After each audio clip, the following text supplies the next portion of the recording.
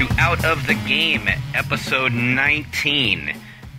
This is Jeff Green. I'm in Berkeley, California, and I'm here with some of my buddies. We have Mr. Robert Ashley. Hello. Mr. Ngai Kroll. Hola. And Sean Elliott today, kind of missing in action. I don't know what we think about that. I heard that someone sent him a fresh batch of links to people shitting themselves, and he just couldn't pull himself away. So yeah, maybe when he was tweeting up a storm this morning. I expected to see him on here, but he's just not here. So well, maybe when he's done looking at his scat porn, he can pay a little attention to us. Absolutely, it'll make for a rousing finale. Yeah, we also have our pal Jacob Karsmeyer on the audio boards, mixing for us. Hi, Jacob. I don't think he has a mic. Oh, he is there. Maybe he'll dub that part out. Yeah. I'm here. There he is. All right. So we're gonna go ahead boldly on without Sean. Oh, and another big major surprise, Luke, also not here this week. Shocker. So first, why don't we talk about what we've been bitching about? I actually feel bad that we've been keeping him on the emails. Oh God, it's 30 minutes that already. Must be annoying. We're 30 minutes into when we were going to... Robert? I'm still here. I think we lost Jeff, but we'll just fix it in post and wait for him to get back on. Unbelievable. All right. Am I not here? Wow. Really? Yeah, you're back on now. I'm back on now. Well, that's funny because what I started talking about was the tech problems we're having this morning. So that was a bit of performance art on my part. Nice. Perfect timing. Yeah. So as regular listeners of the show know, we use Skype because we're all in different locations. I'm in LA this week for the VGAs, and Robert, you are in... Athens, Georgia. How far, not to jump into Walking Dead immediately, but how far are you from the TV show's epicenter of the zombie apocalypse? Oh, I'm about an hour and 40 minutes away from Atlanta, and it's really weird in that show, like seeing this state that I just moved to. I mean, it is very much Georgia, just as far as like all the trees and wooded areas and stuff. And now I made my wife watch that show, and now she's just like constantly afraid of zombies, which I find irrational. But yeah. Wow. Well, we're using Skype, and there's a new interface. I guess it's the final version of Skype 5 on Windows. Uh-huh. On the Mac, it's still in beta, and they've gone with this popular sort of interface that you see now. I mean, the new Twitter uses it, and they use it on the iPad as well, where it's sort of a two-column format where you've got a skinny nav bar on either the left or the right where you have a bunch of options you can select from, and then a wider section on the right where your sections appear. The problem is that everyone but me seems to have figured out where to find where the chat windows pop up, because we generally like to have little chat conversations. We'll throw each other funny GIFs and JPEGs and links to seed the conversation. And just finding anything in the new Skype interface is kind of a nightmare. I don't know if you guys felt the same way, but it's a fucking nightmare. I hate it. I like to think of it as a really challenging adventure game. I just click, and I mean, it doesn't make any sense, but eventually if you just click everything, you'll figure it out. It's amazing. I mean, it's an example of who on that team, like, must have been like mass Kool-Aid drinking to somehow think that this was more intuitive. Like, you can just see that they just tried to add all the shit, like you're saying, that like other programs are doing, to try to like stay with current trends in interface, but it's practically unusable. I think part of it is it makes me realize like how different the audience is that use it. I mean, my guess is with the stuff that's in the left nav. So, for instance, there's contacts, and it lists everyone, address book, and then like a permanent group I had set up a while back. And then after that, under recent, it lists current calls, which is the call we're doing right now, today's calls or messages with inquiries from Jacob and you, Jeff, about when we were starting, and then previous sets of calls. And for us, I mean, I use Skype pretty regularly, but for me, I'm kind of initiating calls on a one-off. I don't really use Skype as my regular phone. So to me, this interface is kind of wasted and useless, but I'm guessing there are a lot of people who use Skype as a phone replacement. They use it pretty regularly, and for them, this kind of interface, at least the left nav, is probably pretty good, whereas for me, it feels like a wasted use of space. Yeah, and even just the main window itself, I mean, it took us, like, I don't know how many minutes to figure out the chat window, you know, and we're like, we're a bunch of tech-savvy dudes, like, you know, none of us are grandmas, you know, we know how to use this stuff. Speak for yourself. I'm a grandma. I am my own grandmother. Yeah. Right. All sorts of weird inter-family marriages led to that result. Okay, so I just think the whole thing like stinks of that sort of creep of all internet programs now, where it's like everything is trying to be your like social network. Exactly. And now like Skype has 1 billion features, so you can live your life on Skype. That's what I'm saying. Yeah, it's just like just let me make a phone call, for God's sakes, and also don't drop it. So that's something else. Yeah. But that's probably AT&T's anyway. fault. Yeah. Anyway. Rant. Yeah. Actually, if we're gonna keep ranting, well, I'm gonna rant. And Guy, you can go ahead and jump in and defend it if you like.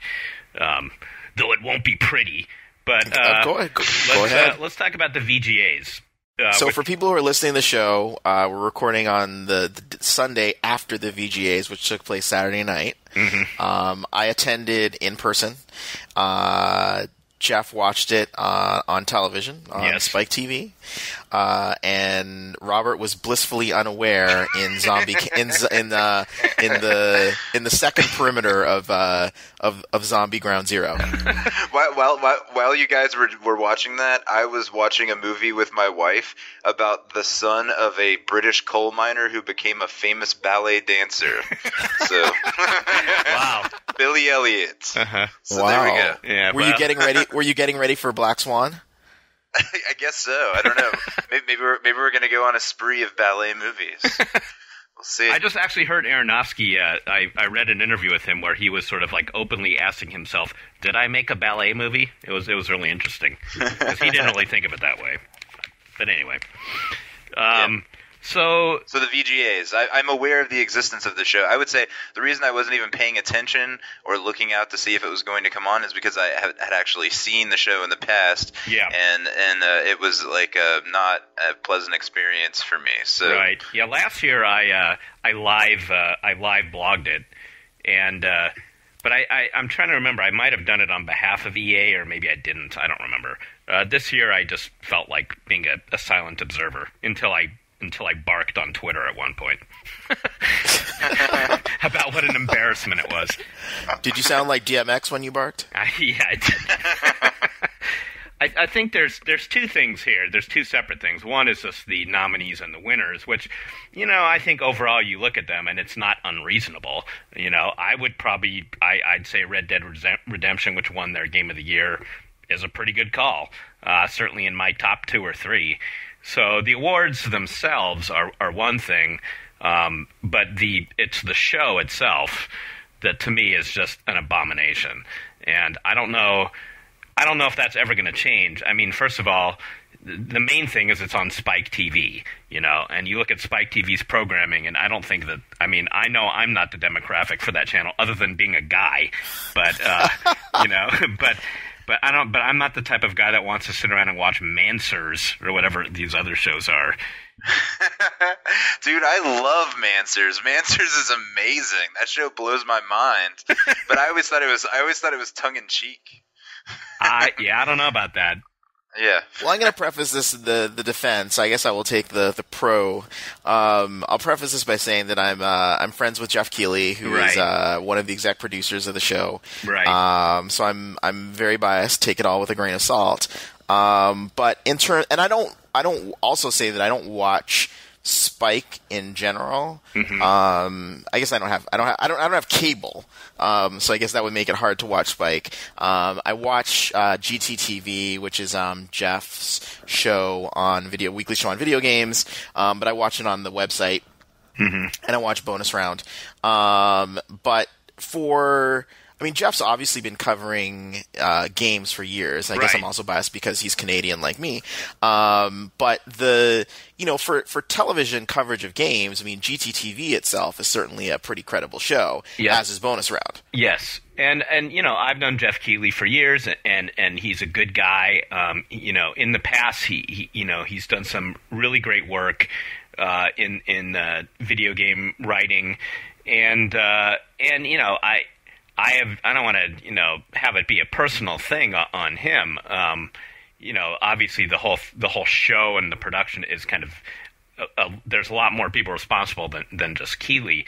I just find it, I just wish it would be a little classier, I wish, I feel like there's not a whole lot of, I feel like it demeans our industry in some ways, and that it panders to kind of the same sort of lowest common denominator that the channel itself does. And maybe that's why I want to sort of focus on Spike TV. I feel like maybe if it was on another network or cable station, it would have it would feel less pandering and less dude bro.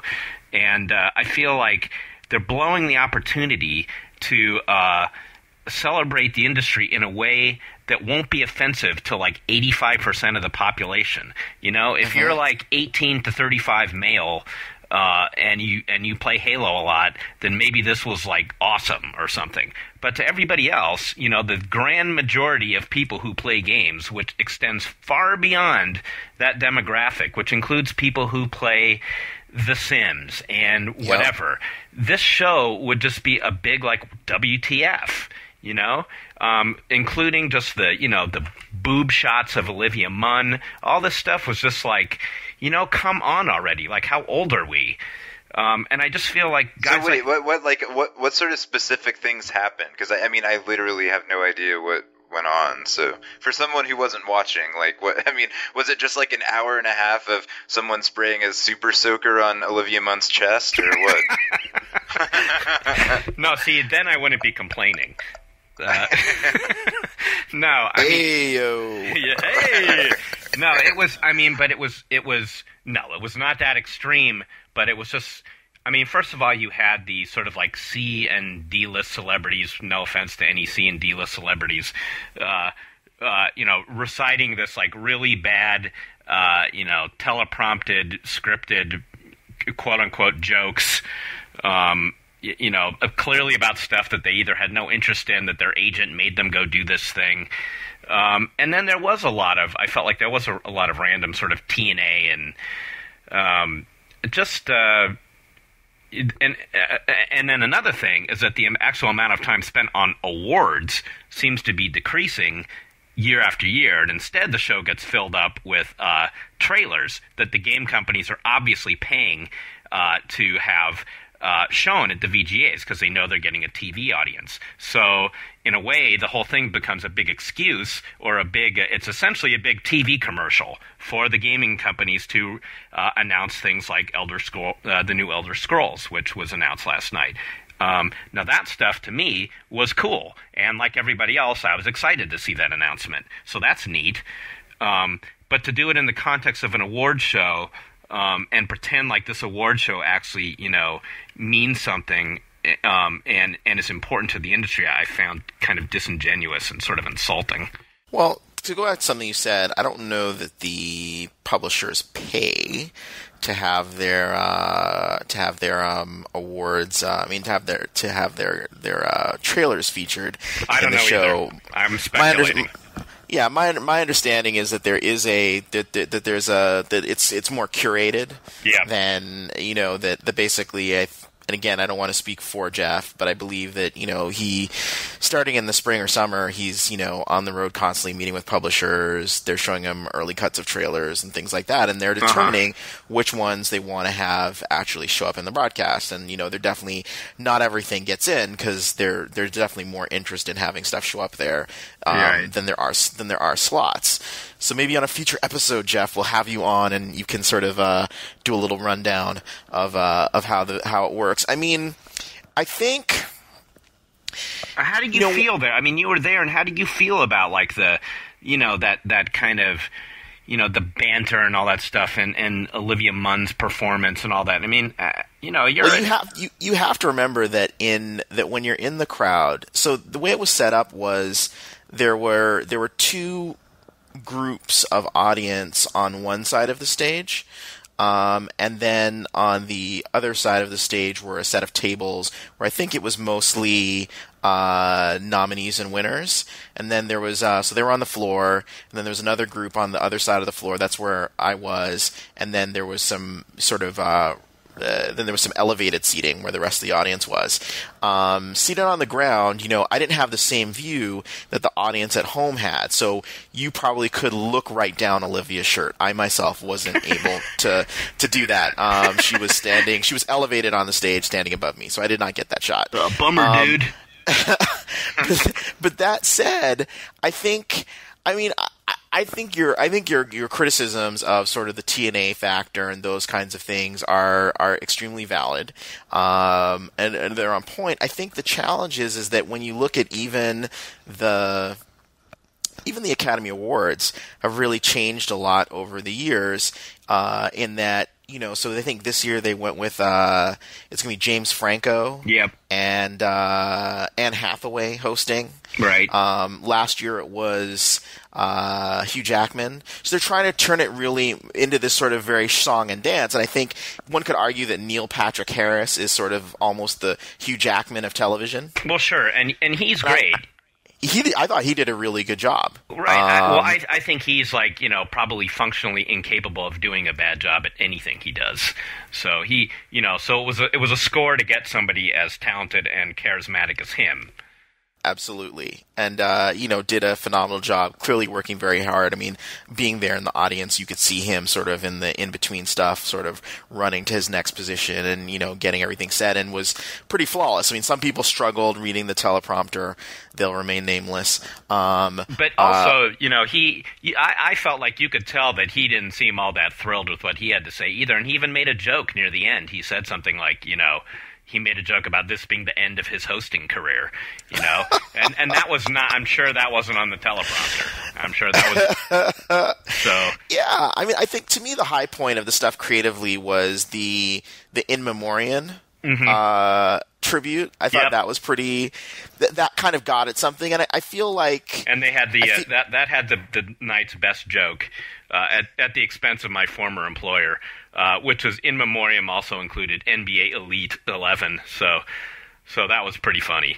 Right, so for the people who weren't watching, including Robert, what they did was they showed the deaths of a number of characters, ranging from John Marston's wife to one of the ghosts in Pac-Man, and it was just a riff. I mean, it's not the first time anything like that's been done, but I mean, it was wittily put together and just riffing on the idea of how death is a constant in video games, and I feel like that was one of those things that was probably one of the cleverer bits in the show. Yeah, right. And I feel like that kind of points a direction in which they can go. I agree. With their humor. Yeah. That maybe find a way to sort of hit that balance of something that is going to have mass appeal while also being really true to what games are. Truer to what games are than some of the elements that they have. And the gaming industry itself, not just games. I just find it impossible to imagine a television video game award ceremony that I would actually be willing to watch. And this is coming from someone who just doesn't watch the Oscars, doesn't watch any of that stuff, because I just get worn out on the bad speech writing and the reading from the teleprompter and I could watch the MTV Video Music Awards mainly for the performances or something, but if you're not going to have some sort of performance, I don't know, I just get. Well, speaking of the performances, I can't vouch for My Chemical Romance because I'm just not that familiar with them as a band, but Jose Gonzalez, who was a guitarist who performed in the Red Dead Redemption soundtrack, he sounded really great to me there, and at the after party, a lot of industry people were commenting on how good he was. I don't know how that played back home, Jeff. Yeah, that was pretty good. I mean, yeah, that was fine. I mean, I think there were elements of the show that were fun. In Memoriam was an entertaining bit, like you said. I mean, and also, probably 99% of all award shows are pretty terrible just by the nature of them. And some of the shows like the Emmys, I just flat out stopped watching because the awards themselves there are so ridiculous and wrong. Well, it speaks to one of the overall challenges with games in general in terms of resonating in the larger culture is the absence of celebrity, right? Yeah. So when you look at TV and you look at movies and you look at music, these are, at least at the stuff that ends up getting celebrated at award shows, the best or certainly the most popular stuff in the year, that stuff is trading on people who are pretty famous, who have been on magazine covers Sure. and on TV shows and TMZ and are very recognizable. And that's the thing that games don't have, and that's it's something we've talked about on the cast before about how the cultural profile of games is a lot lower than sort of say their social profile or impact because of the absence of celebrity. And Well, I think right. that's one of the things that they have to try and overcorrect because they're competing for an audience on television Yeah. to watch their show. Well, it's a unique problem because with the Emmys, with the Grammys, with the movies, you actually are dealing with real human beings.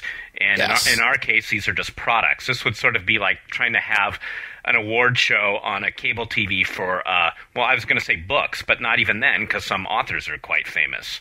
Look at if you guys, maybe if Jewel were an actual Jewel, you guys could have her as the face of your game, and you could get on Spike and get up there and accept an award. Well, it would probably be more like Bjorn the Unicorn from Peggle, or one of the zombies maybe. But I think that given that there were some pieces of the show that weren't painful to me, I guess what I would like to challenge Jeff, who, like I said, is fundamentally a good guy and a real smart guy, to sort of use whatever clout he has with Spike to try to try to make it just a bit more respectful and a bit more classy, to try to dumb down some of the stuff that, is going to turn off women and other people who are actually part of the industry. The gaming industry, here's what bothered me the most about the show is that just a couple weeks ago, we were dealing with the whole Supreme Court issue, right? And we're trying to rally the community, the world in general. We're trying to say, listen, we're a valid art form. We deserve the same sort of respect and the same rights under the Constitution that everybody else has. And so we make strides that way. And then we turn around and we look like frickin', drunk frat boys on this show again. It's like, one step forward and 10 steps back. And it's like, how can you expect people to take us seriously when you have an award show on this wrestling network with, this kind of lowbrow TNA garbage going on? I just feel like we can do better than that. I'm sure that's true. I also think that anyone who's not a video gamer or the kind of person who watches Spike TV doesn't even know this show exists. Well, that's so true. That's fine. And actually, I think that it just doesn't exist. Right, and that's a saving grace, right? The saving grace is that the saving grace here is that nobody watches that fucking terrible channel anyway. And so hopefully nobody saw it except those of us who knew about it. But, I don't think that's an excuse for not trying to aim higher, for one thing. And another thing, as we all know, there are other award ceremonies in the gaming industry, like at GDC, the Game Developers Conference, that are much more industry inclined and representative of gaming, and of the work done. Where this is some sort of like attempt at mainstreaming it that maybe it just can't. Maybe it's never going to work. Maybe there can't be a show on TV that doesn't do this kind of thing about gaming because of the reasons you said, Guy. Well, I was just thinking of the larger, sort of broadening it beyond the point you were making. You were saying that it's advantageous to the public face of games that, that it's on Spike it will be in relative obscurity compared to the mass audience, right? Yeah. But I think there's part of me that's always wondered if games as a genre, as a medium, and certainly mainstream games benefit from existing and operating in relative cultural obscurity because the amount of violence, the TNA and these other things, could you get away with it if a spotlight was being shone on it all the time? I don't know. I mean, look at last year's Best Picture was No Country for Old Men. I mean, the violence level in movies, and in whatever. I mean, this is across the board in entertainment. I mean, there's CeeLo with "Fuck You" is possible Grammy Song of the Year, which of course I'd vote for. So, yeah, I don't know. It's tough. I think for me, I feel like the awards have. I went last year, I think the year before I watched, and I felt like I feel like they get better, a bit better with every passing year. One thing I was curious to know, at least on a technical level, Jeff, since you watch it at home, is how did the augmented reality stuff play out? Well, it looked neat. That was cool too. I like that as well. Just from a sort of. What are you guys talking about? Well, can you describe it, Ngai? I think you should describe it just because we only saw it during the commercial breaks. They would replay some of it, the augmented reality stuff, but we really couldn't see it because it was being integrated sort of virtually. It was happening with the broadcast, and we couldn't really see it on stage. It was, yeah, I don't know how you, I don't know the best way to describe it. I think they took video games. So for the one that I remember seeing was the Kratos one that they did, whereas they did some stuff where it made it look like video game stuff was being brought to life within the venue. I think is the best way to describe it. Right. And you sort of seen that stuff a little bit. They've done a little bit of that on the Oscars and stuff, I think, in the past, right, where they've had like trying to remember, was it like Jessica Rabbit on the stage with them or something like that? So I feel like these kind of things that it's like this and the in memoriam you're talking about, like that's what there's some creativity going on in the presentation of the show that I agree with. It's sort of the tone and the manner of the show is what I found offensive. It's like there's good ideas going on here. There's clearly creative people who are doing their jobs well at things like augmented reality to have cool things happen, and yet the attitude of the show, I feel, towards gamers and towards the audience is pandering. So I'd rather just see, like. Let's stop just doing the, like, we're all just, like, fat basement-dwelling, retards who play video games, and say that this is, like, part of mainstream culture now. And we don't have to keep sort of making those kind of jokes and apologizing for it and, being sort of like, with everything we say and do. That's where I feel like the show was a letdown. I don't want to drag this out any further, but yeah, I mean... Yeah. Maybe we are fat basement dwelling, idiots. I really, I just sometimes I think back to like gaming events where the press and gamers were, and I think like maybe that is the people, like you go to like a gaming event and all they serve is like nachos and cookies, and they're like scantily clad women, and they want to like take the games press out to shoot some guns and get drunk, and that's sort of the culture. I mean, sadly, it's not the culture for everyone, but that is kind of the gaming culture. I think there are some people who don't participate in that particular version of the gaming culture, and that's part of living in the modern world, is that we might say that there is this gamer culture, but in reality there are a lot of sort of sects of people who play games, and we get together and we laugh at the people who sit around eating a bucket of Kentucky Fried Chicken and playing the new WoW for 12 hours. Or wait, isn't that what you've been doing, Jeff? Yeah, that is what I've been doing. Yeah. Yeah. Isn't that, judging from your Twitter feed, I think that sums it up. I was playing WoW Cataclysm last night with a box of holiday JoJo's, Trader Joe's Oreos. So yes, I am that guy. Oh, yeah. So Jeff, one thing I've been curious about, like, is there like a special bunker where you guys meet with Bobby Kotick and and Rob Morheim, and you guys basically, like, you basically got your money counting machines and you guys just all count your money? Yeah, it was really interesting. It was an interesting problem for PopCap that Bejeweled 3 was launching on the same day as Cataclysm. When we realized that was going to happen, there was a little bit of talk of, should we move the date? Because, you just can't compete with WoW whatsoever. But really, when you hit December, there's really no good date to move it to, because there's going to be something else coming out. So we left it there. And well, Blizzard was probably having the same conversation, though, right? Well, we do both have huge audiences, but there's a lot of overlap and there's a lot of different. I mean, fortunately, I was like trying to make fun of it on Twitter just by saying, play Bejeweled 3 while, the Cataclysm servers are overloaded. They're very obviously very different experiences. And also, Blizzard and PopCap have a really nice relationship together.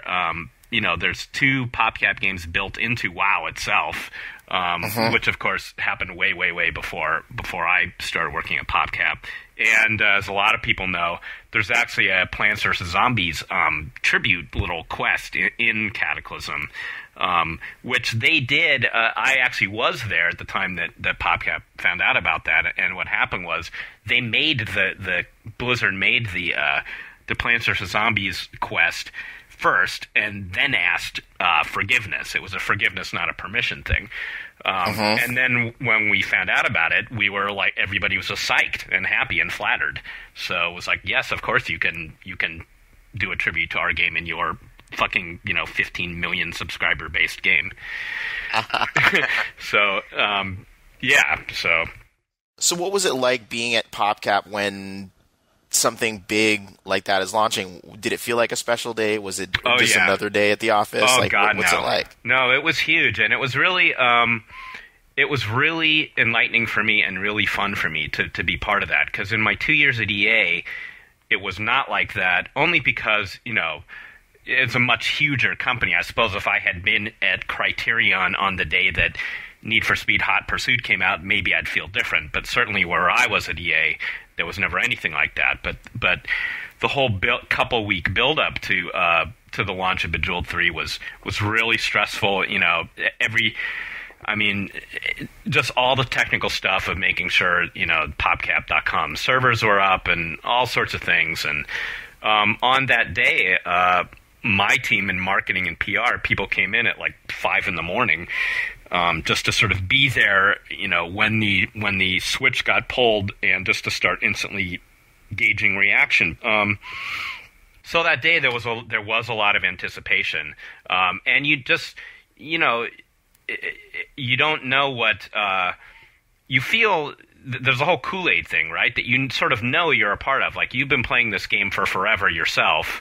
You feel that it's good, and certainly I felt a little like I could be more objective than a lot of the people at PopCap, because for one, I was newer and the game was already almost done, and two, I've done that throughout my career. I've been able to put on my hat where I can look at things, and I don't think Bejeweled 3 is perfect. So, I was able to take a look at it, and also, there was a tendency at PopCap, as I feel there is in all the best game companies, to like be hard on themselves. Blizzard does it too. Other companies do that as well. And I felt like, wow, this game is like better than you think it's. I was confident that reviews were going to be good for Bejeweled 3, and people there were a little worried. They thought that there might be like Bejeweled fatigue, and that the critics would just be like, yeah, it's another one. But I can tell you that when the launch happened and all the reviews started getting posted, and they were good, that there was like general like excitement and happiness at PopCap that day. Like there was a real celebratory feeling, by the end of the day there. They brought in cupcakes for everybody, and everybody was I think really proud of the result by the end. So it was a huge day. I mean, Bejeweled is the flagship franchise of this company, and this was the first sort of like true sequel in many, many, many years. So it is a big deal. What's interesting though is that because it's PC Mac only and it's not online, like the culture has changed so much, and what people are doing with PopCap games has changed so much that the instant, immediate, sort of constant thing that people were asking is like, well, where is it on iPhone, and why aren't there leaderboards? Yep. So there was a lot of that. That was sort of the big thing that PopCap has been dealing with, and that's sort of a function of like in the 2 years that they've been working on the game, there has been this real kind of, I hate to use this phrase, but kind of a paradigm shift, towards the iOS in particular. And because I mean that game basically won't exist for me until it's on the iPhone, because I'm not going to play it like on my computer, right? And I might play it on my Xbox, but like my phone is the place where I play games like that. Exactly, and you're certainly not by far the only one who's saying that at this point. Because obviously it's an amazing game, but for me it was where I grokked it first was on iPhone. Yep. And for me there's a tactile quality obviously on a device like iPhone or iPad, and when I went to play it on my Mac, I felt like I was missing that. I really wanted that. Yeah, absolutely. So I'm definitely looking forward to it coming out to touch devices. Yeah, I actually agree with you guys. Next week, right? Yeah, next week. And that sort of took. I wouldn't say it took PopCap by surprise. I think, and obviously PopCap is not stupid. They know what platforms, or we know what platforms we have to be on. It's just that, this was, historically, this is where everyone played Bejeweled. It's just that times have changed. So, but, Bejeweled Blitz, which I play all the time, that is on iPhone and on Facebook. And I play it on the iPhone for exactly the reasons you guys are saying. So I agree with you there. So we'll see. But I mean, other than that stuff, it was cool. It was a good day to be at PopCap, and yeah. Is that enough me pimping my job? Robert, and you did a great job pimping it. Robert, while you're waiting for it to come out to another device, you're playing something else.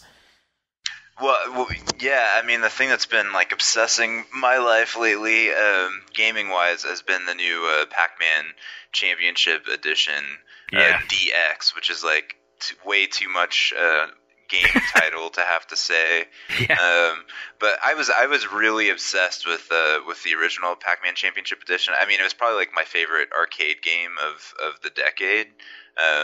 And so I didn't even know they were coming out with a new one, because I just don't even pay close attention anymore, and I found out like the night before it came out, and I've just been sort of going nuts on that game ever since it came out. I mean, to the point to where it's actually kind of not healthy. Like, I get really angry playing it because it's like a perfectionist game, which is something that appeals to me greatly, but at the same time, like, I fucking hate myself for making mistakes. And so I'm just like, and at this point, to beat my own high score, I have to like weed out my mistakes. And so I sit around and I play for 30 minutes until I want to kill myself, and then I call that fun. And that's how I unwind. But are you guys both playing that? I'm playing it and I love it. I'm not. I'm not playing it. I really want to get to it. I just haven't had a chance to. But I really like the original Pac-Man Championship edition, and to me it was just amazing the way that new life could be breathed into a classic arcade game like that. I wouldn't have thought it, but they did just enough to make it a new kind of magic. They really did. They were... and like. Go ahead. No, you go. No, you. Oh well. Okay. What I was gonna say is like what blew me away with the new one was, I mean, the original Championship Edition was a pretty radical redesign as far as having a Pac-Man where the board itself would change every time you cleared one half of the board. You would get a new half, and things sped up like to ridiculous speeds. I mean, it's like the fastest Pac-Man game ever. But when I was thinking about like what the hell could they possibly do with a new one to make me as impressed with it, I feel like that what they basically did was like Peggle it up. Like to me, like Peggle is like the example of a game with just a ridiculous amount of like feedback. You know, it's like a game where you put in a little effort and like every bell and whistle is going off and telling you that you're awesome. And so what they did with like Pac-Man was to basically increase the number of ghosts that you can chomp on, because everyone knows like that's the most satisfying moment in Pac-Man when you eat the power pellet and you eat ghosts. And basically in the new one you go through the mazes like getting ghosts to follow you like you're the Pied Piper of fucking ghosts or something, and after you eat your power pellet you get to like chomp like 1,000 of them and your score is climbing and it's making all those noises and it's just like so crack. It's total crack. So well, how do you feel about that? I mean, does that say something about where we are collectively as a gaming culture? Like the distance between the original Pac-Man and the purity and challenge of that experience with what it's being turned into, like you said, something that's hitting all of those Pavlovian buttons. I mean, is that a good thing, a bad thing? What does that say about us? Well, I mean, I think the new game is as challenging as like Miss Pac-Man. I think the main difference, I mean, it's as challenging as it can be. I mean, as far as like high scores go, you know, it's not challenging in the fact of like staying alive necessarily. Like you play a whole game every time you play it, right? But I think what they turned up is just the stimulus, because that's what we've really become accustomed to. Like Miss Pac-Man, to someone who is sitting around playing games where you know viscerally explode the heads of zombies and you know get all these insane feedbacks, play like Red Faction or something and tear down a building with a sledgehammer, Pac-Man can seem a little tame, and so they had to really turn up the audio-visual experience and that sort of feedback, so that now it's just this, you know, big gaudy Las Vegas, you know, one-armed bandit that you can't stop pulling the lever on. What do you blame? What do you blame? And I use the word blame facetiously, but what do you blame more for that? Do you blame a Bejeweled for that, or do you blame a Call of Duty for that, with the XP triggers going off and the nemesis and all the other things that pop up when you're playing a game like that? And obviously, it's clearly the successful console game of this generation. Yeah, I think though that it's not even about games. I think that I think that culture in general has come to value extreme stimulation. I mean, anyone who's sitting around spending their day clicking around the internet, looking for those little momentary feelings of joy that you get from like finding a great link or watching a YouTube video that blows you away in the middle of a boring workday, or just that sort of feeling of constant stimulation of clicking around the internet.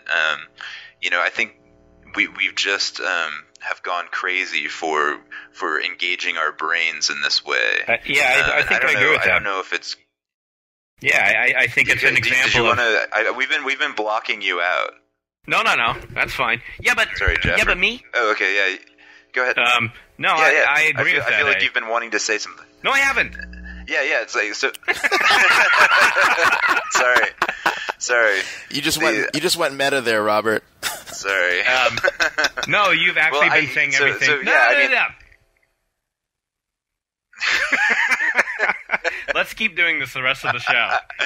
Oh my god! It's going to be an Andy Kaufman routine for the next 40 minutes. Skype clusterfuck. Yeah. No. I did it on purpose. All right. I think Robert has been saying everything I've wanted to say. So he said it better than me. So that's why I've been fine to just keep going. Yeah, but because I do think that it is I think it's that you're exactly right. It's sort of a testament to the age of overstimulation, and because it's almost too much for me. I may be just on the other side of the appropriate age demographic for this version of Pac-Man, because it's just there's so much shit going on all the time. But it's extremely satisfying in that way, and I think it's also a part of the. I mean, you see it in every sort of game now. The instant reward, I just got an achievement for hitting the the volume button. So you're constantly getting rewarded in this new Pac-Man, and that feels great. And one thing that I like that purists may not like as much is I like the things that they did to make it a little easier in a way. And like Robert said, it's never not challenging. I mean, the constant battle for high score with your friends is ever present. So that alone is a challenge. But they did do things like there's kind of an almost bullet time effect now when you're about to get eaten. The gameplay slows to a bullet time thing where you have a little extra time to maneuver away from the ghosts. And for someone like me, where my reflexes are faulty to start with, and they were faulty when I was in my 20s, let alone my 40s, it's real nice to sort of get that break. But it's I think it's really interesting to see the design decision that they made to basically take away the death as the punishment, right? In Pac-Man, and to make it instead losing time. Exactly. Everything you do in that game that's a negative is about losing time, not losing the game. Yeah, that's right. Because the threat in the old days with the quarter and the machine that I remember was just staying the hell alive, right? And getting the dreaded game over screen just from making a wrong move. And here you do get to keep playing, but it's just how well can you play it while you're alive? How well can you memorize the patterns and just time the eating of the pellets right and all that. It's so fun. I mean, it is amazing the way they took this game that's, it's been around forever. The core game mechanic is so well known and so overdone in a way, and just completely breathed new life into it. Yeah. I also just think though that it's an example of how far game design has come from the standpoint of studying what gamers find enjoyable and also sort of exploiting the psychology of games and reward, Yeah. And sometimes I worry about that, I really feel like game designers are getting to the point to where they can almost, manipulate people with these fake rewards. And in a game like Pac-Man, it's not such a big deal because it is a skill-based game, and ostensibly you can play it for 5 minutes and put it away. But they really are yanking your chain with that stuff. It's immediately in that game, you feel awesome and badass just for playing in a really mediocre way. Right. And I just, I think eventually, I wonder if we'll ever be having that conversation of what kinds of, manipulations are good and bad. I mean, sometimes in a game like World of Warcraft, I find it kind of crass to see how well they've engineered that feeling of you've just achieved something in this game, and it's great, and you can feel the next achievement right on the horizon if you just keep playing for another hour, and it's really crazy, and I think that's a bigger threat to the public image of games than Spike TV or Grand Theft Auto. I think games that people find just impossible to put down. I don't think games are addictive, but I do think they're manipulative. I don't know. It's interesting. And they've always been manipulative, and of course, yeah. I mean, and you've got. I mean, of course, they want you to keep playing. That's what every game wants you to do, right? But I think what you guys hit the head on, and what you were just saying though, was just sort of the difference in. Is there a difference in the nature of what was required to keep you playing at the arcade? But I'm going to keep as talking opposed to in the home. And I think the difference was... Hi, Jacob. in the arcade, it was really about getting you to put in another quarter, right? And now, what's really being asked of is once you've bought the game, because you pay sort of all at once, is less your money and more your time, right? And so the nature of that transaction is going to be different. I mean, in an arcade game, at some point they could just sort of ramp up the difficulty or have a difficulty spike, and as long as it didn't seem abjectly unfair to you, you might be tempted to put on the other quarter, especially if you could continue where you left off. Yeah. Am I back in? Right? Yes, you're back in. Thank you. Okay. The other thing that you could go for is when you're dealing with a home game is really just sort of if we're asking for your time in 10-minute increments, then how do we get you to sign up for another 10 minutes of your time and put more of that time into it? And what's interesting with some of these social games, the Farmvilles and all of that stuff, is the way that they're asking you for your time and your money. Yeah. And the psychology that goes into that. Yeah. And your friend's money.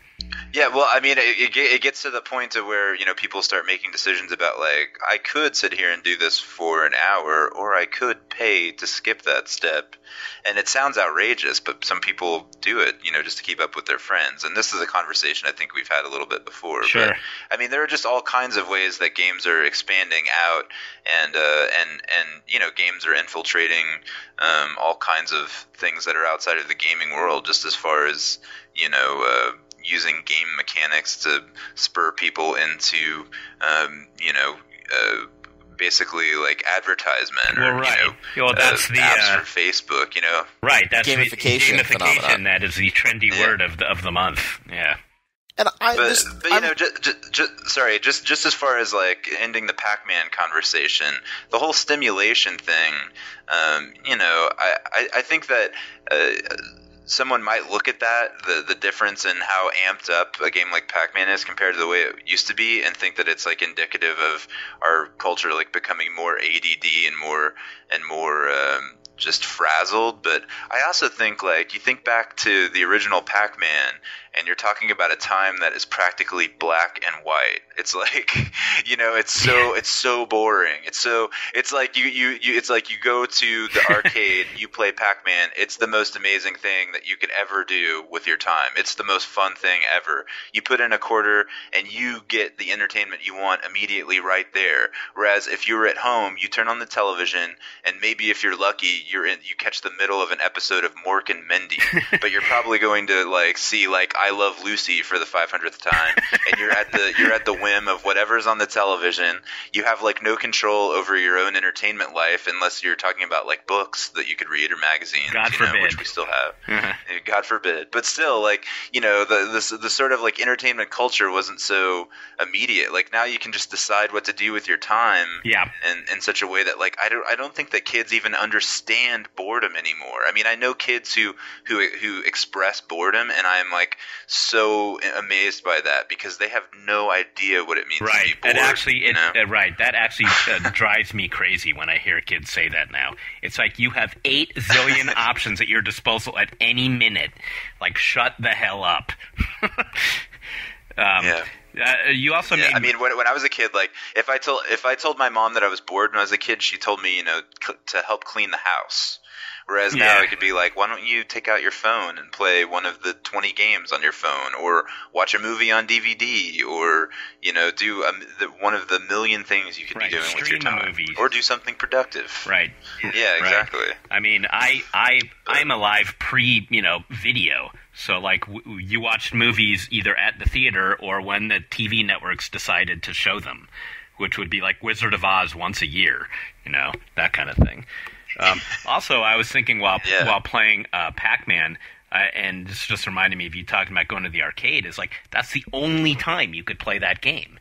You had to like get a ride to the arcade or ride your bike, depending on how far it was. And then, of course, you were limited by how many quarters you had. Like, you had to stop playing because you were going broke and you didn't have the money. So, you might get in 8 single games of Pac-Man a day, like at most. That'd be like $2. And then you just had to stop. Now you could just play Pac-Man whenever you want, as much as you want all day long. You could skip work and school and play Pac-Man. It's awesome. Which I'd recommend. These kids today, they don't know how good they have it. These are the good old days. Well, hey... Exactly. Well, I do want to make sure that we talk a little bit about Walking Dead before we end this episode, because we got through the entire season. I imagine that you guys watched the season finale. Is that correct? Am I correct? You are correct, sir. You are indeed. So is anyone else in agreement with me that I'm much less impressed by that show than I thought I was going to be? I like it. I would definitely say the last 2 episodes threw me for a loop, but I'm still on the bus. Yeah. I think that's a fair assessment. I mean, I think it's interesting because there is a fair amount of criticism of the show online, as well as in real life. I know some people, my sisters weren't fans of a number of things in the first season. For me, I've just tended to be, for some reason, and I can be really, I can and often am a pretty critical guy, but I feel like I'm an easy lay with this one. I'm fairly forgiving of it, even though I could definitely see a lot of things that people are objecting to. There are a number of cases where the dialogue is subpar and obvious, and some of the situations aren't quite as good as they could be. But the one thing I will say is I like most of the deviations they've made, including the CDC. So we're going into spoiler territory for the show. Right. So if you haven't watched the finale or watching the show, stop listening now, or skip ahead. The thing I liked about the CDC segment, and I will say, I got a little choked up, I didn't cry, but, was tearing up a little bit. Yeah. in the sequence where Noah, the scientist, has basically informed them that he's trapping them underground and that a fuel air explosive is going to take them out, because at the CDC, this is where they've stored the nastiest, most dangerous viruses. And in the case of the system, going offline, there is a self-destruct mechanism. I thought he played the stereotypical, sort of insane, self-righteous, whatever you want to call it, scientist. Like, he blew the stereotype out of the water, the way he played the part. 1, and 2, what I liked about it was the comic book, in a way that a comic book series can, where you have no idea where it's going to end or when it's going to end in its run. They established the hopelessness right away. Yeah. But there's a way in which the TV series hadn't fully established the hopelessness, as they hadn't sketched it in as quickly. The pilot, don't get me wrong, did a fantastic job, but I felt that the arc of the season hadn't established it in a way that the final episode did. And there's just them forcing him to give them back their choice to decide whether to persevere in the face of the zombie apocalypse, I felt really drove home the theme, as well as establishing, like, this is the CDC, this is like America's last hope, and whoops, it's gone. You're on your own. Yeah. And on his way out, he says to the scientist, Rick, the sheriff, says to the scientist, basically says something along the lines of, hey, thank you for giving us the choice. And he's like, pretty soon you won't thank me. Right. Yeah. And then he whispered something that I guess is like a cliffhanger. I'm glad for the deviation from the comic. Like, I don't want to watch the comic as a television show. I've already read the comic. I'm just surprised at things like I'm surprised at how much of a TV show it really is. Like, I mean, it started to really feel like 24 or something. I mean, the fact that the season finale involved a counting down timer to a bomb, I was like, really? This is really how this show's gonna end? Like, I was just surprised by the sort of TV-ness of it in general, especially because it started out like a bit more, I don't know if I would say movie-like, but at least a bit more in the vein of like modern television shows, like like The Wire or something, like a little bit more cinematic.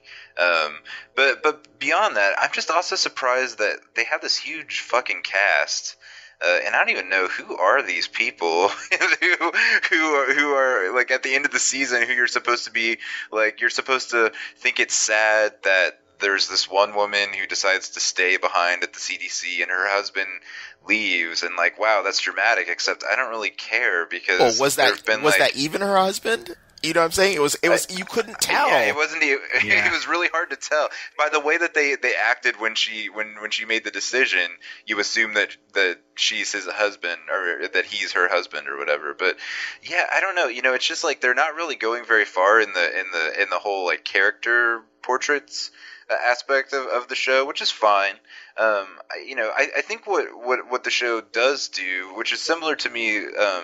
To what the comic did was that like sometimes I would be reading the comic and I'd be like, man, I can't believe I'm like staying up till 3 a.m. reading this, because it's really pretty cheesy.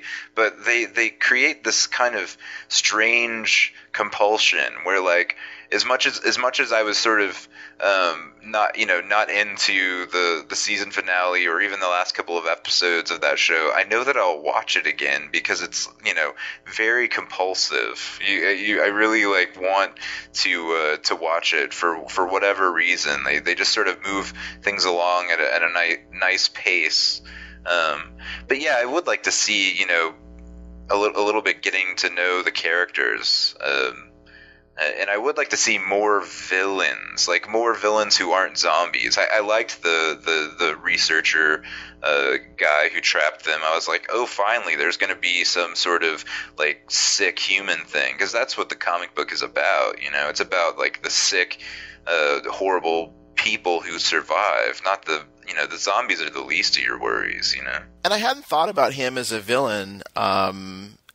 In some ways because he's not, but I think you're right to sort of look at him through the lens, sort of marrying how the comic book and the TV show look at the nature of human villainy, for want of a better word. And I think what was great about his character was the way, the seductiveness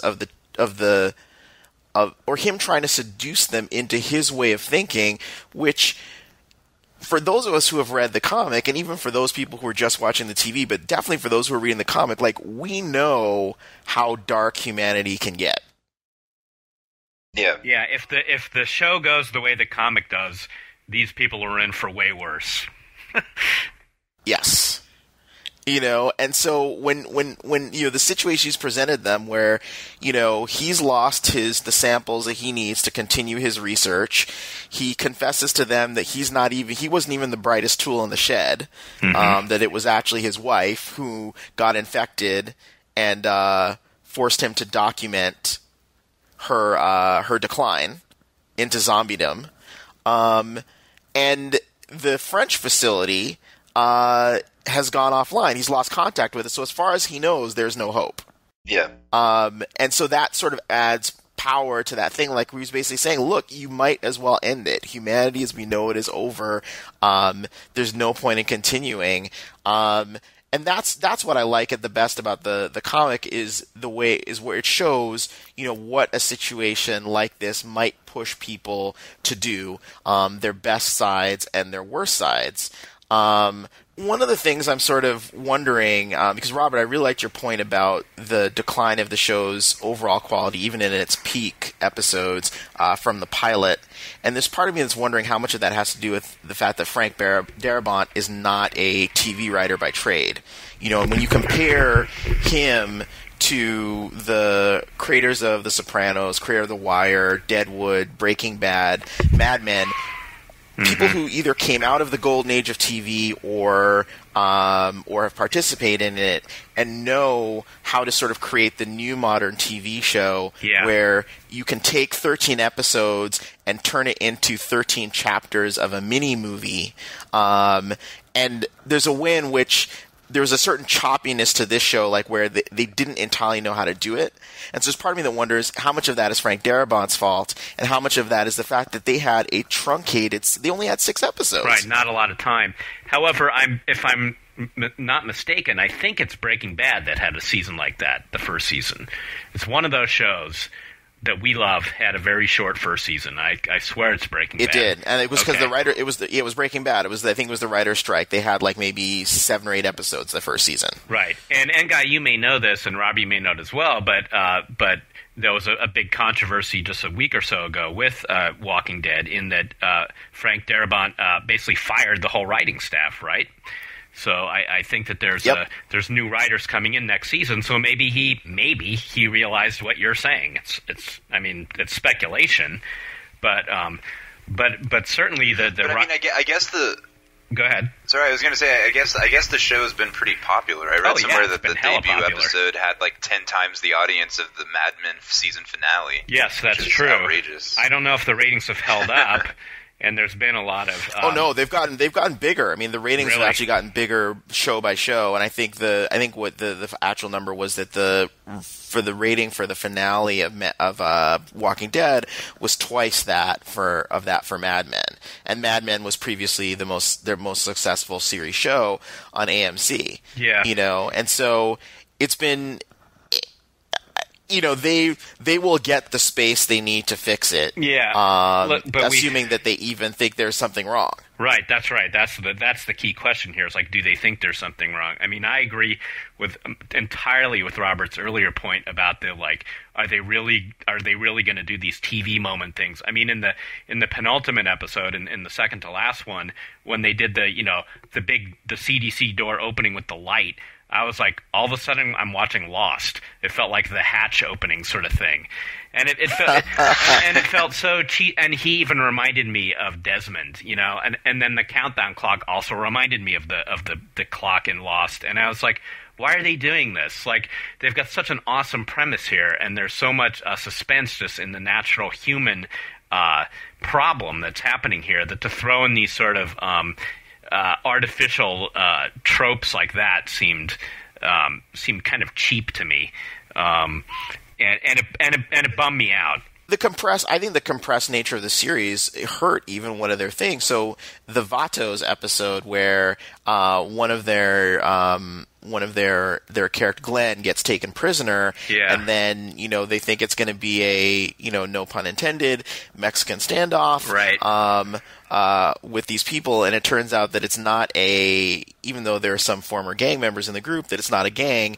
It's basically led by one of the chief orderlies in this retirement facility where most of the staff broke out, and they've been taking care of their the Vatos. Some of the people who weren't in gangs, some other people have basically stayed around helping take care of their grandparents, their elderly, who are not able to move on. And I think part of the reason that played out more cheesily than it needed to. Like, I think, if you step back from it, I think that was really strong conceptually. Yeah. Especially because it really could have been a shootout over something that even when it jumped off in the alleys of Atlanta, did ultimately turn out to be a complete misunderstanding. Right.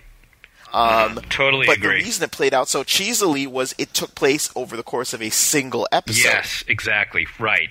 Right. As you were talking, I was just thinking, like, how good could this season have been if, like, the whole 6 episodes, like, kind of climaxed in that scenario between those two groups? Like, if they had just never left Atlanta, and just taken their time and let the show breathe a little more. You feel that's what... I mean, I also thought the CDC thing was really fast, and then you had to have the cheesy scene of explaining, what was causing the zombie infection, which was possibly the worst explanation I've ever seen. It was like the mitochondrion moment or something. It kind of was. He had some sort of like elaborate audiovisual presentation with some bad sort of pseudoscientific speak. And it went on like for fucking ever. Yeah, it did. And nobody's like asking the questions that are popping into your head all the time, like as you're watching it. And I don't know. It was just. I agree. Like if they had to do that at all, they should have done it in like season 8. Like we don't need to know why or how.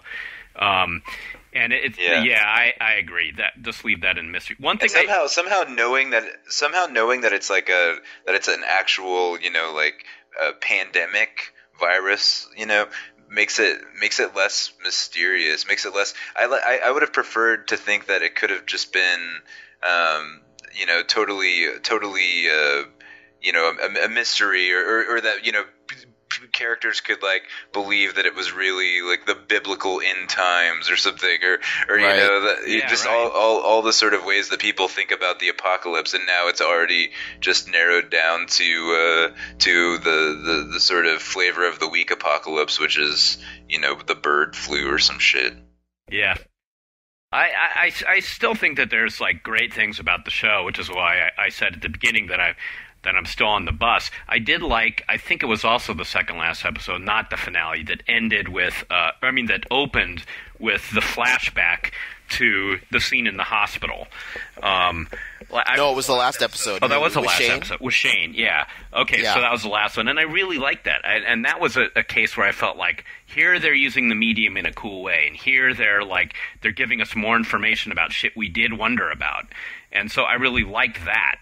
And so my hopes were high at the beginning of the episode because of that. But it also tells me that there's some good stuff going on here that but basically, truthfully, I'm going to keep watching because I just want to see if they're going to go into that really dark stuff that the comic book did. That's where the suspense for me is. Are they going to make it are they going to do the prison stuff and beyond, which I don't want to say anything more about. It sounds from interviews I've seen with I think there was an interview with either Darabont or with Kirkman. It sounds like they want to do The Farm next. Okay. Which I think is fine.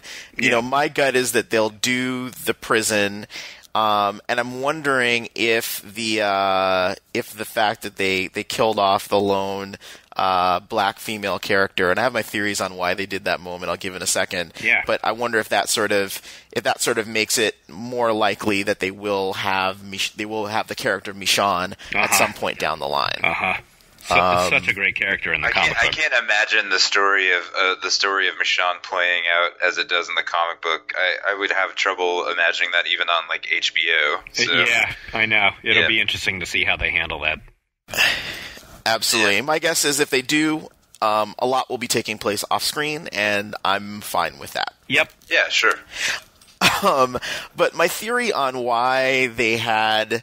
Because one of the things that my sisters in particular and some other people I know complained about was, and it's sad, I can't even remember her name, but the black female character who remained behind to die.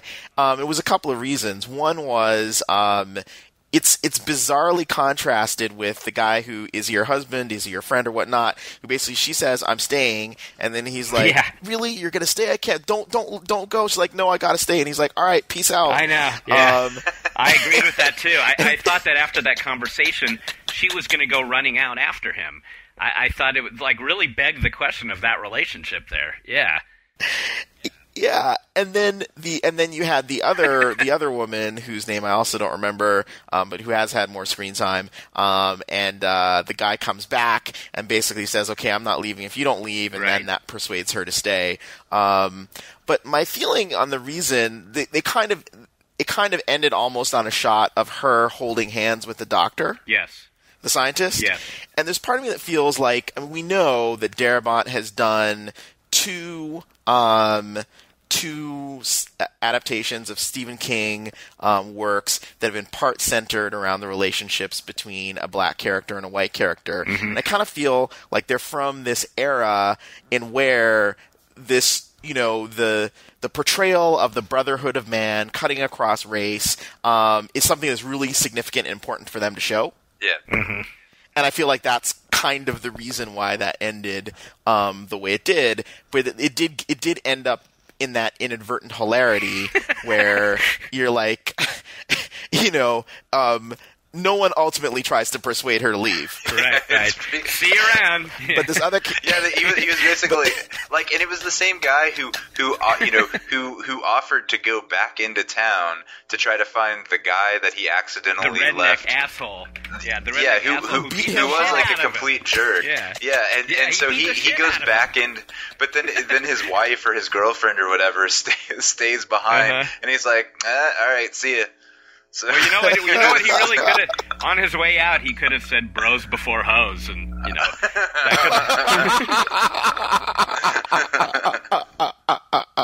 the inadvertent lesson of the first season of Walking Dead. Yeah, see Jeff you around, has spelled bitch. it out. He's laid it bare. Yeah. But I agree with you. I think ultimately that it's. I'm still sort of figuring out what I think about it. I feel like in some ways, is it like the best flawed show on TV, or is it the worst good show on TV? I don't know. But it remains watchable. They definitely need to develop characters. But I really like the lead character. I really like the lead actor of Rick. Yeah. And the scene in the finale where he breaks down in front of the scientist and admits something which, by virtue of the genre, we're not even sure of entirely, but the idea that he himself doesn't have any hope, but he's soldiering on for his family and for everyone else. I thought that was really moving. Mm-hmm. Yeah, and in I general, think I really also found out. I would just say in general, I also just really loved seeing them go into the CDC and like feel secure for a minute. I think those moments are going to be like the best moments in the show, when they can like fool themselves into thinking they're going to be safe. I think that's really I did like their drunken dinner. I thought that was nice and touching. Yeah, very human. Did you guys know that that lead actor is actually a Brit? So yes, aren't they all these didn't know days? until a Like week or so. I feel like every fucking TV character who plays an American now is a British guy. It's weird. Very true. There's a lot of them, right? Yeah. Hugh Laurie, like half the people from The Wire were Brits, it seems. Exactly. So Yeah, no, I know there's some people who I'm not great at sussing out accents unless the accent work is really bad.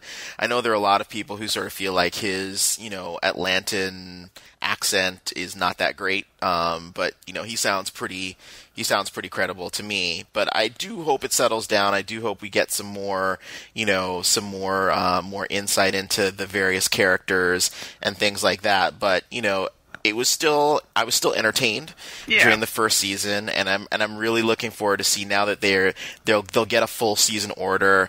I'm really looking forward to seeing what they can do with what is some pretty entertaining source material to build on and deviate from. Yeah, I agree. I think they get a pass this time. On a pass-fail system, I give them a pass. But they do need Absolutely. to. But I do think that they have some work to do with season 2, and certainly getting to where all those. I mean, we can't name any of the characters, right? Except for the 2 lead guys. It's pathetic. They need to do some work on the characterization there. So we're not going that dude, the old guy with the beard or whatever. Absolutely. Though I think, if I recall correctly, in the comic book, it sort of took up to somewhere between the farm and the prison to start really differentiating the characters. You might be right. Yeah. Probably. Well, we know Glenn too. Not that that's a good flaw to reproduce in the TV series, but definitely something. They have room for improvement and room to grow, and I'm psyched to see where they go in the next season. Agreed. Great. Well, Jeff, bring us home. Yeah, we didn't even get to Kanye, but maybe we're out of time. We can save that for next time.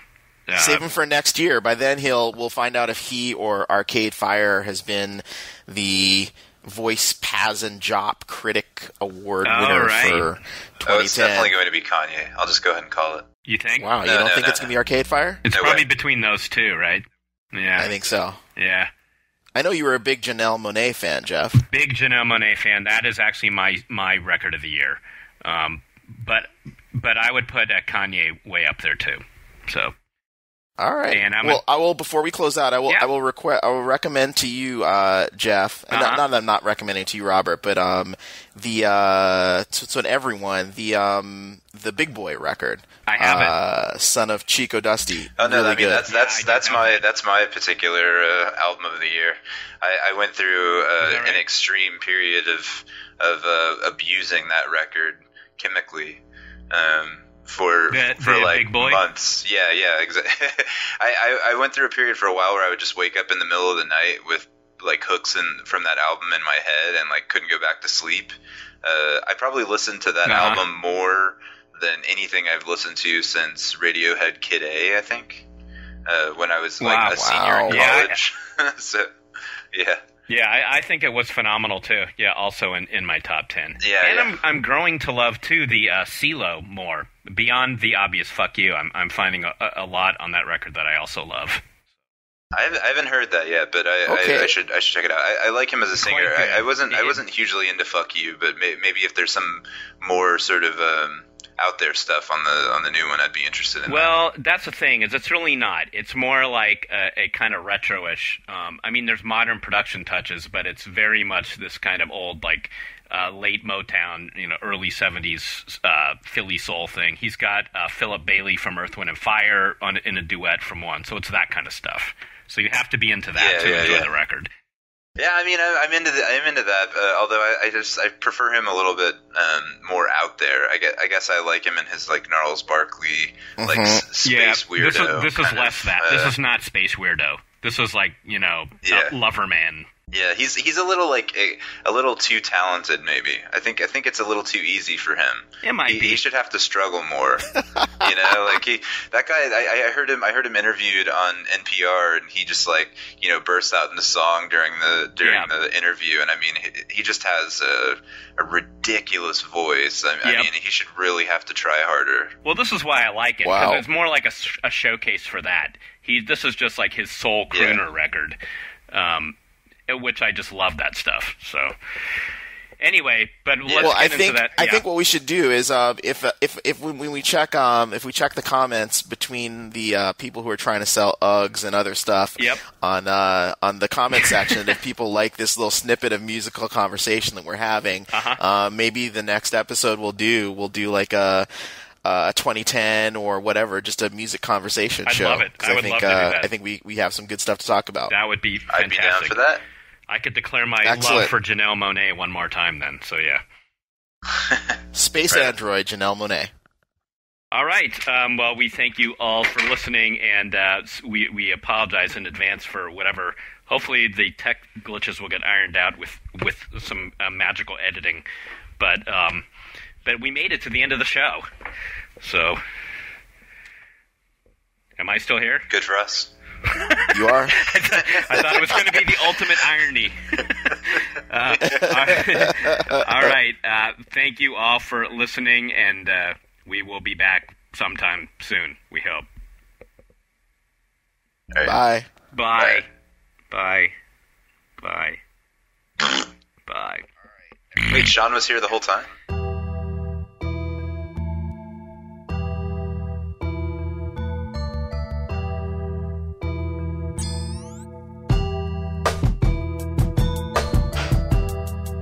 I don't know if I'm still here. I may be gone. Am I here? Am I gone? I'm back. Jeff, are you in? I'm back. Is everybody else back? That guy can you hear me? Hello? Hello? Am I here? Okay, I can't hear you, but I see that you're on, Jeff. Hello. Robert is dialing back in. Hello. Testing. I'm going to keep recording. Okay, yeah, I'm keeping recording too. I'm here. You guys can hear me? Yep, I can hear you. All right, Robert, can you hear us? Can you guys hear Damn me? it. Yeah, we can hear you now. Are you still recording? I'm still recording. Yeah, I'm still recording. Okay. Yeah, I didn't stop recording either. All right, so we'll continue. Okay. I'm saying this as somebody who's Can you guys hear me? Can you hear I me? can hear you. Can't hear Jeff. Can't hear me? Oh, God man. damn it. You Again? know, one of these days they're going to come up with a technology that allows this podcast Am I to here? happen reliably. Ex- I mean, it's kind of incredible that it can be this difficult I'm not back. in this day and age. Like, I feel like we should be able to do this like on our iPhones at this point. Yeah. You know, like how is this so difficult? I am still here. Excellent. So Can you hear can me? just All right. yeah, we can hear you Okay. now. So you can just pick up All from from talking about episodic TV where you get 13 or more. Oh shit. Ah.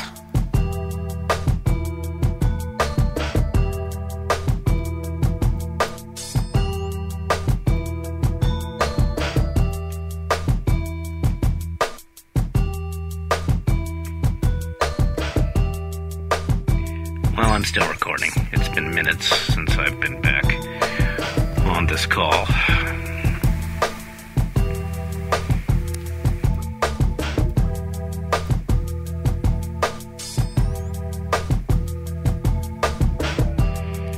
But I'm leaving it in one's video stream here. Or audio stream.